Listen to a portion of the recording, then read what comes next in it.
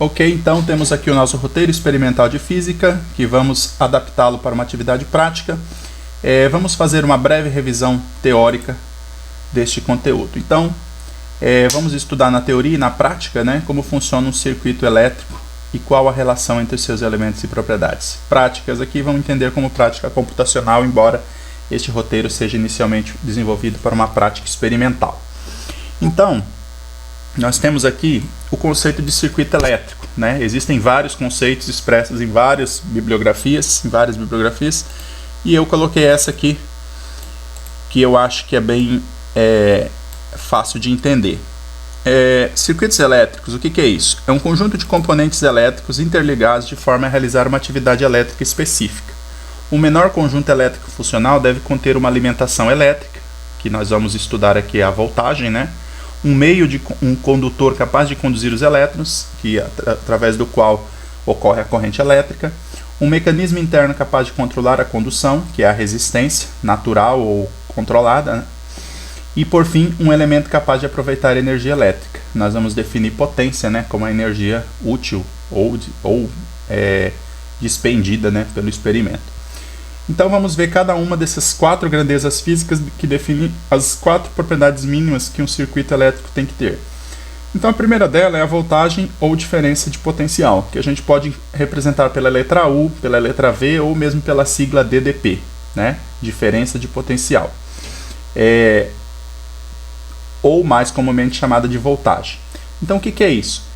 É a medida de energia necessária para mover cargas elétricas e produzir corrente elétrica.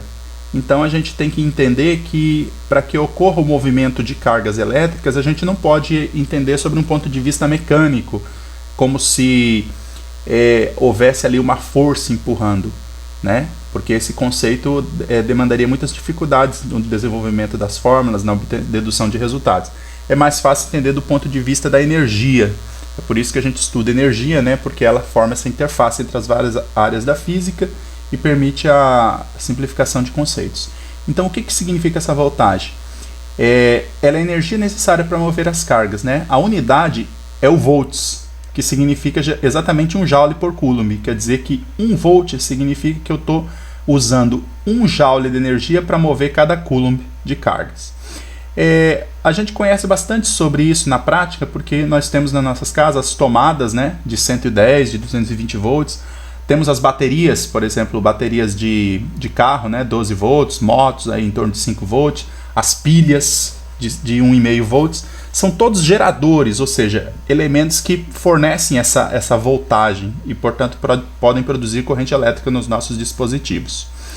Então, são geradores, dispositivos que alimentam os sistemas elétricos com diferente potencial. Outra coisa que acontece são as correntes elétricas, aqui representada pela letra I minúscula. Pode ser maiúscula também, dependendo da bibliografia. A corrente elétrica é o fluxo ordenado de elétrons numa seção ou área do meio condutor, né? Por exemplo, como um fio elétrico, que é o que geralmente vamos utilizar, né? Não há corrente elétrica se o fluxo não for ordenado, ou seja, se os elétrons se movem em direções aleatórias. Então, no material em que eu não conseguir ordenar o fluxo de elétrons, os elétrons vão se mover de forma aleatória e eu não vou ter uma corrente elétrica. Não vou poder aproveitar as propriedades dessa movimentação dos elétrons. As tomadas são fontes de correntes alternadas, que a gente chama de AC.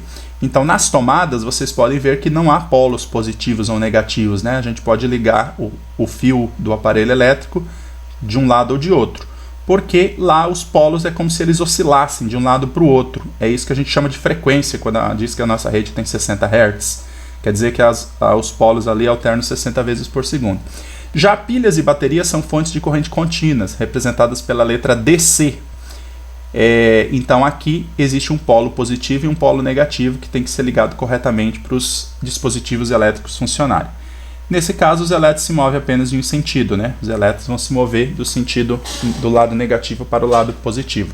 Lembrando que a corrente convencional é o contrário, é do positivo para o negativo, né?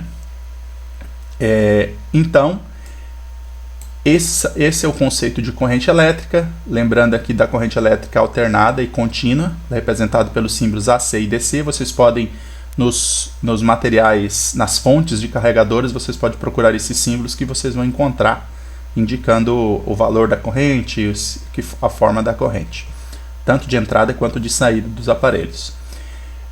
A fórmula da corrente elétrica é dada por essa expressão número 1. Então, a corrente elétrica é igual a Q sobre ΔT, ou seja, a quantidade de carga, representada aqui por Q minúsculo, poderia ser Q maiúsculo, dividido pelo tempo que ele demora, dividido pelo tempo que essa quantidade de carga demora para ultrapassar uma seção transversal de área. Então, dessa forma, a gente tem a corrente elétrica. Isso significa que a corrente elétrica é a carga que passa por uma área do condutor em certo tempo. A unidade de medida é o ampere, né, que é 1 coulomb de carga por segundo. Então, se eu olho ali numa seção de área desse fio e ali passa 1 coulomb a cada segundo, eu tenho 1 ampere a corrente elétrica passando por esse fio, né? Bem, a resistência, ela é uma propriedade dos materiais que mede a dificuldade dos elétrons transitarem no meio devido ao atrito, né, ou choques com as estruturas atômico-moleculares do material. A resistência pode ser definida pela seguinte fórmula: a resistência no material é igual a uma constante, aqui que a gente chama de resistividade interna, representada por essa letra ρ, vezes o L, que é o comprimento do material condutor, no sentido de movimentação dos elétrons, e dividido pela área, né? Então veja que ele é proporcional a L e é inversamente proporcional à área. O que isso significa? A resistência, pessoal, é como se fosse assim, a gente está tentando andar num corredor, por exemplo, cheio de pessoas, então vão haver choques, né? Nós vamos se chocar com outras pessoas. Da mesma forma, o elétron tentando ultrapassar o material condutor, que tem outras estruturas atômico-moleculares atrativas ou repulsivas, esse elétron também sofre choques com essa estrutura atômica, né? Então, nós temos 3 termos desse lado. Primeiro, a resistividade interna, né? Que é a medida das propriedades de resistência desse material. Então, isso aqui, essa unidade aqui, essa grandeza, basicamente diz se é fácil ou difícil transitar nesse material. Se é um material com uma estrutura atômica muito complexa, que permite muitos choques, então a resistividade vai ser alta. Do contrário, vai ser baixa. O comprimento, pessoal, nós vemos que a resistência e o comprimento são proporcionais. Então vamos pensar que esse corredor é muito longo. Se a gente tem que andar por um corredor muito longo, obviamente a gente vai acabar sofrendo mais choques, porque a gente passa mais tempo andando ali. Então por isso que a resistência é maior para um fio condutor mais longo. Por outro lado, se esse fio condutor é bastante largo, né, a área aqui, quanto mais largo, menor a probabilidade de choques, porque mais espaço para a gente passar. Então a resistência é inversamente proporcional à área do fio condutor. Vejam aqui que R é a resistência, né? A unidade de medida é o ohm, representada por essa letra grega. Ρ é a resistividade interna do material, que é medida em ohm vezes metro. A é a área do condutor, em metro quadrado. E L é o comprimento do fio em metros.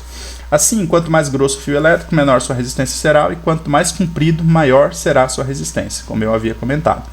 A resistividade depende do material também, devido a essa constante aqui. Assim, um fio de mesmo comprimento e espessura de cobre e de zinco terão diferentes resistências, porque são materiais diferentes. Bem, a passagem de corrente elétrica num fio resistente provoca a frenagem dos elétrons e a consequente perda de energia, resultando no aquecimento do fio. Isso é chamado efeito Joule, né? A corrente elétrica vai passando, o material vai aquecendo. Assim, lâmpadas incandescentes usam o aquecimento do filamento interno para despender energia na forma de luz e calor, aquele filamentozinho que tem lá no interior da lâmpada incandescente, né? Da mesma forma, chuveiros elétricos e ferros de passar roupa usam essa propriedade dos materiais, né, de alta resistência, que são as resistências dos chuveiros, dos ferros elétricos, para provocar aquecimento. A gente tem que observar isso aqui, pessoal. Não há perda de elétrons num processo resistivo normal. Ou seja, não são elétrons que estão sendo jogados para fora do circuito. O que está acontecendo é o frenamento dos elétrons, ou seja, a diminuição de suas velocidades. E quando diminui a velocidade, né, lembrando que velocidade está relacionada à cinética, à energia, né, diminuindo velocidade, estamos falando de diminuir energia. E para onde está indo essa diferença? Está sendo liberada na forma de calor, na forma de luz, até na forma de som, né, dependendo do caso. Bem, o conceito de curto-circuito ligado aqui ocorre quando a resistência do sistema é muito baixa e a passagem de corrente elétrica se torna tão alta que o efeito Joule provoca aquecimento demasiado e a possível queima do condutor elétrico. Então, se nós ligarmos um mesmo fio condutor dos dois lados da tomada, o que vai acontecer? Nós vamos ter ali O fio condutor, ele normalmente é um material de baixa resistência, né? Justamente para permitir a passagem de corrente elétrica. E já a voltagem da tomada é alta, então nós vamos ter uma corrente elétrica muito alta num material de baixa resistência. Isso, por um lado, parece bom, porque nós vamos ter uma corrente muito alta, mas, por outro lado, essa corrente muito alta vai produzir um grande efeito Joule. Então esse fio vai queimar, vai aquecer muito, vai queimar, vai ter um efeito não desejado aí, provocando inclusive o comprometimento da estrutura do fio condutor, né? Então é preciso controlar a corrente, né? Uma corrente não controlada, como um relâmpago, por exemplo, não nos tem muita utilidade. O outro conceito é a potência. A gente quer usar um circuito elétrico para tirar energia, né, desse sistema e, consequentemente, realizar trabalho. Então, a gente mede essa energia através da potência. Lembrando que potência é a medida de energia retirada de um sistema elétrico por unidade de tempo. De modo geral, né, pessoal, potência é energia por tempo, em qualquer sistema. Aqui, no caso elétrico, nós estamos falando da energia que a gente pode tirar desse sistema elétrico. A potência é medida em watts, né, que é 1 joule por segundo. E a equação matemática é essa aqui. Essa aqui é a equação matemática normal da potência, voltada para qualquer sistema, energia sobre tempo. Agora, para sistemas elétricos, nós podemos usar uma fórmula mais adequada, dado por essa expressão número 4. Potência é igual corrente vezes voltagem. Então, essa é a expressão que a gente vai utilizar mais aqui, né? Utilizando as grandezas de eletricidade, corrente elétrica e voltagem. Temos também a chamada lei de Ohm.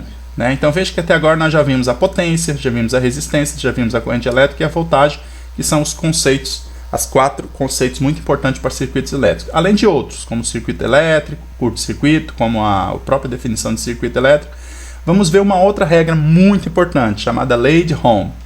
Lei de Ohm é uma importante relação entre as propriedades do elemento do circuito elétrico. A corrente elétrica num circuito elétrico será proporcional à voltagem a que ele está ligado. E a constante de proporcionalidade é a resistência elétrica. Então o que o Ohm percebeu, né? Que quanto maior a voltagem a gente aplica num certo material, maior a sua resistência, maior a corrente elétrica que anda naquele material. Quem regula isso é a resistência, a constante de proporção. Então essa famosa expressãozinha aqui, V igual a RI, é a chamada lei de Ohm. Lembrando que também nem todos os materiais obedecem à lei de Ohm. Existem os chamados circuitos não resistivos, né? Não ômicos, perdão, circuitos não ômicos, que eles não obedecem à lei de Ohm. Isso pode variar com o calor, com a temperatura, com a corrente do material, dependendo da estrutura do material. Mas nós vamos considerar que os circuitos que vamos trabalhar na verdade, os circuitos que a gente trabalha obedecem à lei de Ohm, né? Então, para nós, sempre vamos considerá-la. Nós podemos juntar essas fórmulas aqui, por exemplo, a 5 e a 4, e definir equações mais importantes, né? Mais importantes não, equações mais funcionais em alguns casos, como por exemplo, essa equação número 6 e a número 7, que são simplesmente as manipulações da 4 e da 5, né? Então nós temos aqui a potência em termos da corrente e da resistência, e temos a potência em termos da voltagem e da resistência. Vejam, pessoal, então que nós temos 4 grandezas fundamentais, né? Potência, corrente, voltagem e resistência. E temos 4 relações que envolvem elas. Então, a partir de agora, lembre-se, as equações 4, 5, 6 e 7, que dão as 4 relações entre elas, são as equações que nós vamos usar muito, porque os nossos circuitos vão ter essas propriedades, e usando essas equações aqui, nós sempre podemos obter outras propriedades a partir das que nós temos, certo? Então, são as 4 equaçõezinhas aqui, básicas para a gente. Ok, então eu vou continuar a próxima parte no próximo vídeo.